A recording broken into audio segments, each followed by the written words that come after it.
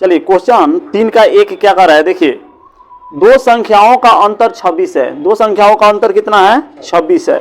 और एक संख्या दूसरी संख्या की तिगुनी है, तो उन्हें ज्ञात करिए, माने उन संख्या को ज्ञात करना है। ठीक है, तो ध्यान दीजिए। सबसे पहले आप इसको क्या करेंगे, 3 का 1 नंबर क्वेश्चन है। देखिए इसमें दो संख्या है, तो देखिए क्या करेंगे, माना कि प्रथम संख्या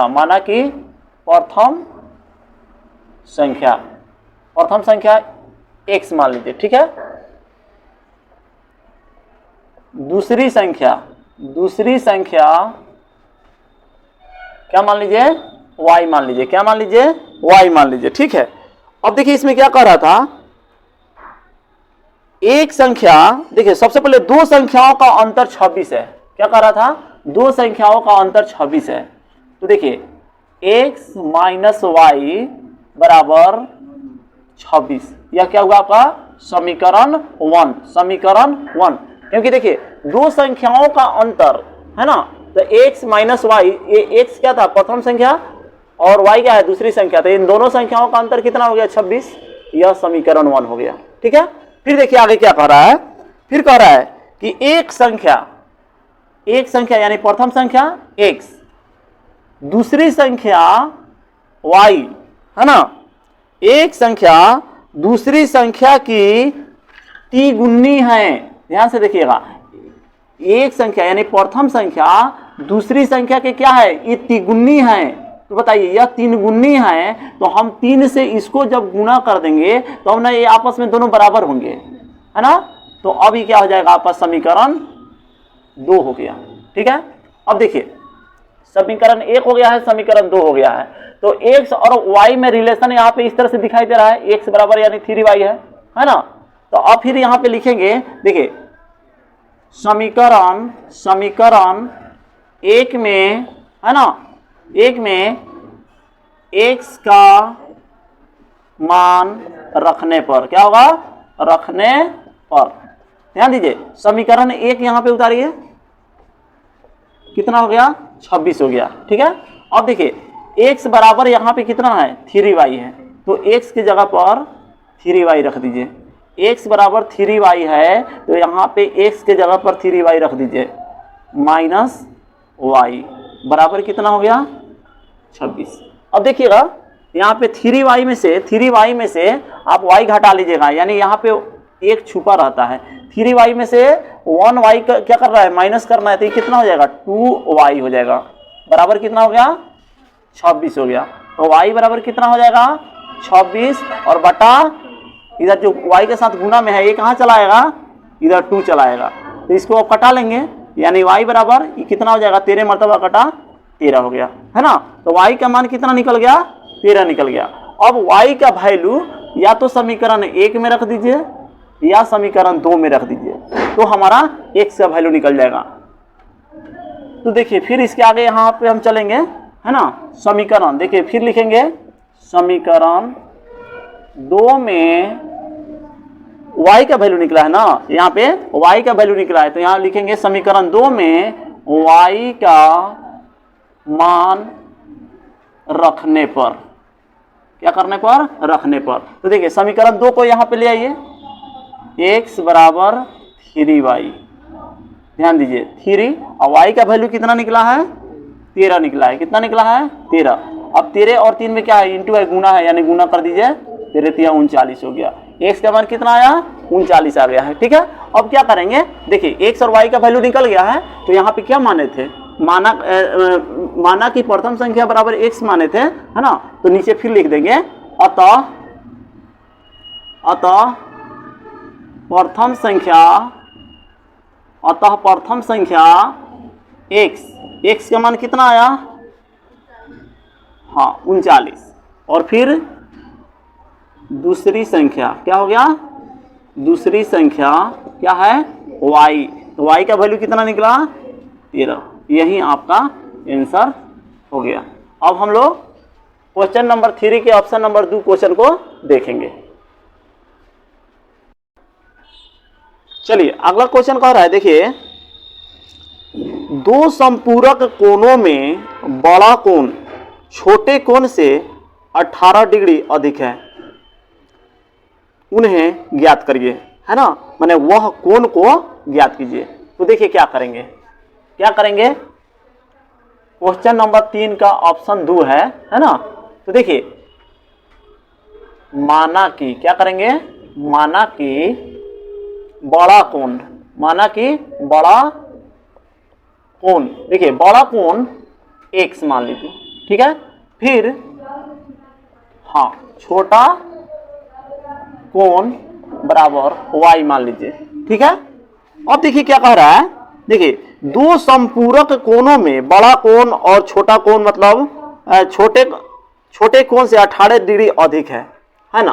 तो देखिए बड़ा कोण से मतलब बड़ा में से छोटा को घटाएंगे, देखिए कभी भी हम बड़ा कोण में से ही छोटा को घटाएंगे, तो बड़ा कोण कितना है x, तो x और छोटा कितना है y, तो बड़ा कोण में से छोटा कोण को घटाएंगे और कह रहा है कितना डिग्री का है, 18 डिग्री का है, यह समीकरण 1, ठीक है।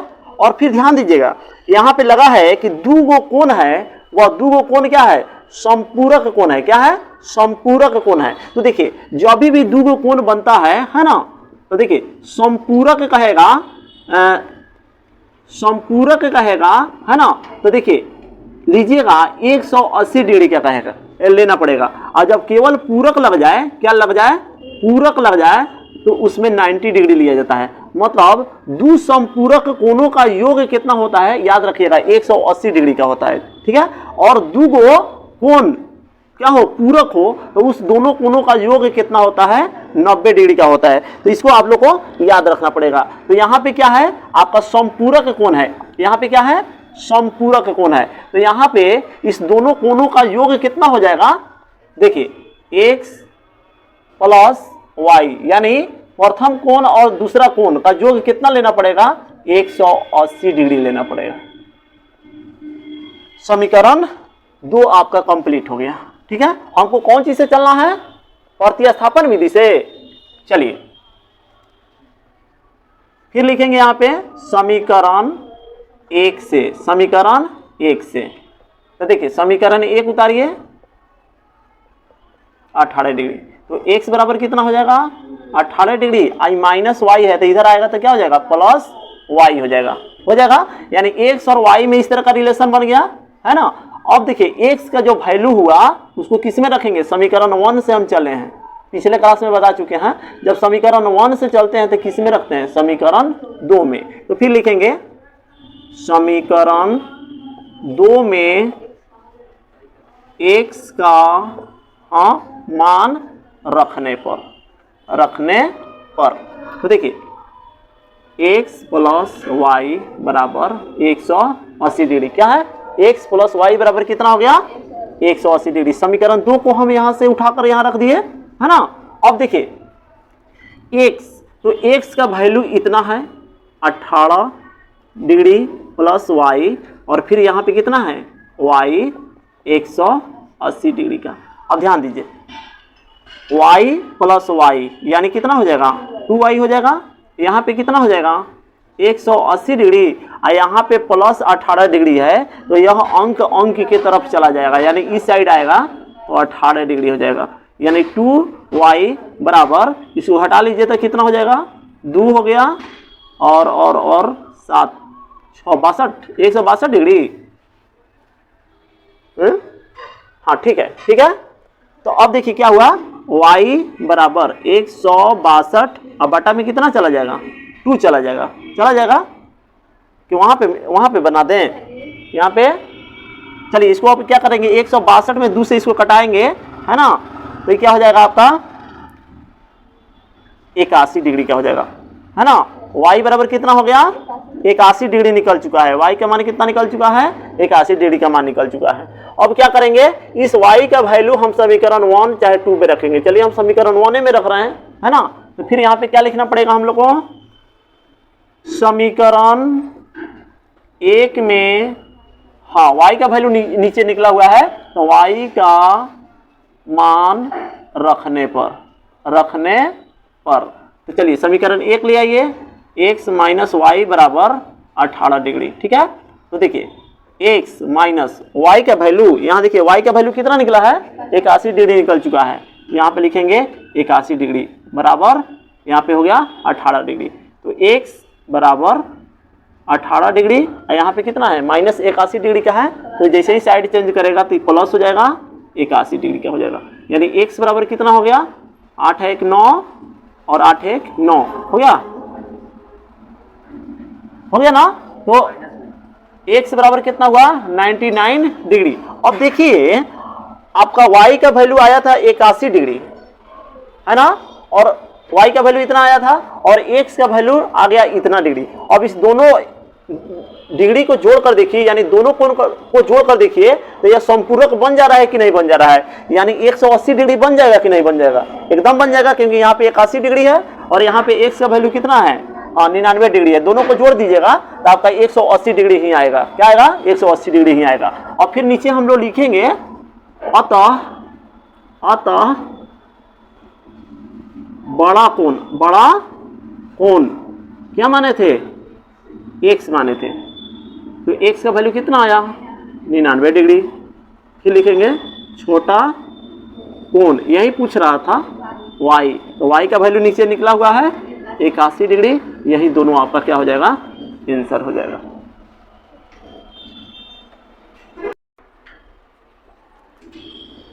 क्वेश्चन नंबर 3 का ऑप्शन नंबर 3 देखिए क्या है, कह रहा है एक क्रिकेट टीम के कोच ने 7 बल्ले तथा 6 गेंदे 3800 रुपये में खरीदी। ठीक है, देखिए एक क्रिकेट टीम के कोच है, बाजार जाता है और क्या खरीदता है, एक बल्ला खरीदता है और बॉल खरीदता है। ठीक है, मतलब 7 गो बल्ला खरीदता है और 6 गो गेंदा खरीदता है, और इस तरह से वो कितना रुपया देता है 3800 रुपया दुकानदार को दे देता है।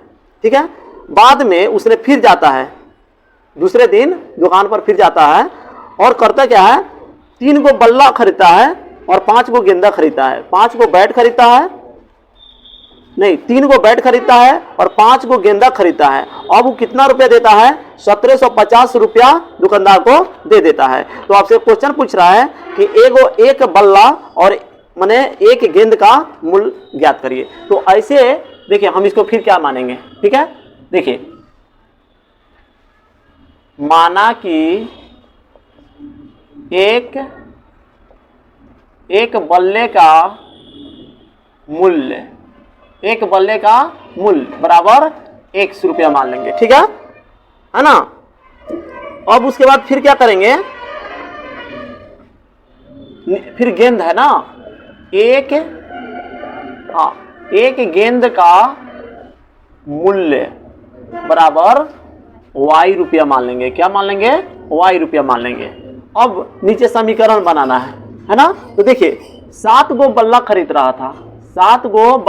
रहा था और एक बल्ला का मूल्य कितना है 100 रुपया है। तो 7 गो बल्ला का मूल्य क्या होगा, यानी उसमें क्या कर देना होगा, हाँ एक बल्ला का मूल्य और उसमें 7 गो बल्ला खरीद रहा है, तो दोनों को गुना करेंगे तो 7 बल्ले का टोटल मूल्य निकल जाएगा, है ना। और फिर क्या कर रहा है, प्लस देंगे। देखिए गेंदा का खरीद रहा है, 6 गो गेंदा खरीद रहा है, 6 गो गेंदा खरीद रहा है और एक गेंदा का मूल्य कितना है y रुपया है।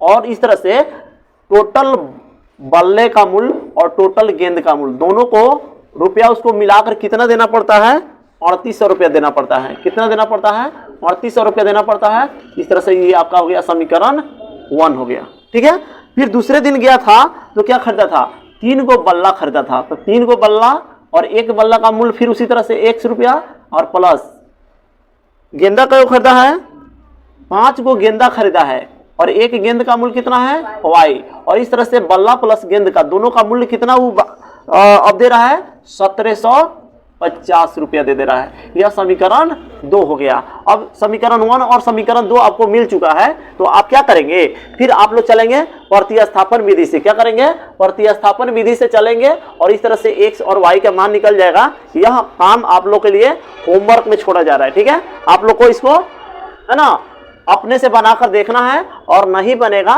तो फिर अगले क्लास में इसको हम लोग